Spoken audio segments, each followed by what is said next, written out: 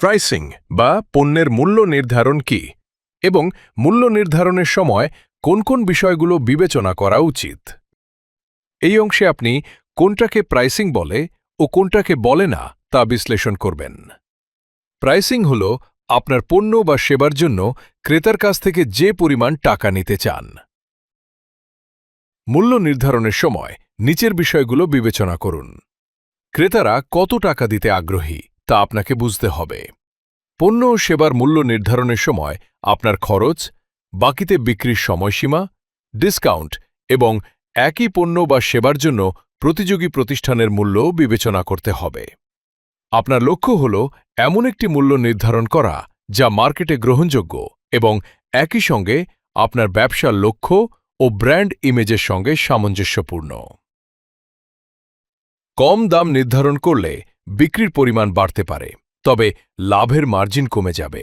কখনো কখনো ক্রেতা ভাবতে পারে দাম কম মানে পণ্যের মানও কম, তবে সব সময় নয়। বেশি দাম নির্ধারণ করলে বিক্রির পরিমাণ কমতে পারে, তবে লাভের মার্জিন বাড়বে। কখনো কখনো বেশি দাম পণ্যের উন্নত মান বোঝাতে পারে, তবে সব সময় এমন নয়। আপনি কিভাবে আপনার পণ্যের দাম নির্ধারণ করেন? এখন আমরা জানি প্রাইসিং কি। এবার জেনে নেওয়া যাক কোনটা প্রাইসিং নয়।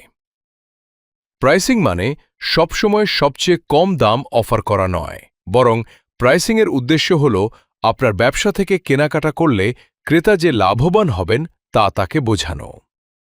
এর মধ্যে অন্যান্য প্রতিযোগীদের তুলনায় ক্রেতাকে বেশি ভ্যালু দেওয়া থাকতে পারে, যেমন কম সময় ও দূরত্বে পণ্য পাওয়া, ভালো কাস্টমার সার্ভিস এবং বাকিতে পণ্য কেনার সুযোগ। এখানেই এই বিষয়টির আলোচনা শেষ হল। এখন যেহেতু আপনি প্রাইসিং সম্পর্কে জানেন, পরের অংশে আমরা বিভিন্ন প্রাইসিং কৌশল সম্পর্কে জানব।